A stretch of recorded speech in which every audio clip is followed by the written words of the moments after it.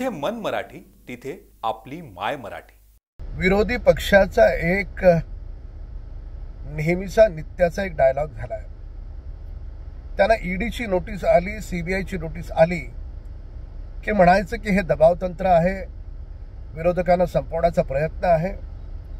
आतापर्यंत जेवढ्यांना अटक झाली, 2-2 वर्ष तुरुंगात राहिले लोक, का दिला नाही न्यायालयाने जामीन? जर चुकीचं चाललंय तर न्यायालयाने हस्तक्षेप केला असता ना। जर न्यायालय हस्तक्षेप करत नाही याचा अर्थ असा तुम्ही चुका कराल आणि राजकारणात आला म्हणून तुम्हाला माफ करायचं, म्हणजे वाटेल ते तुम्ही शेण खाल, लोकांना लुटण्याचं काम कराल, मग ईडीने काय गप्प राहायचं?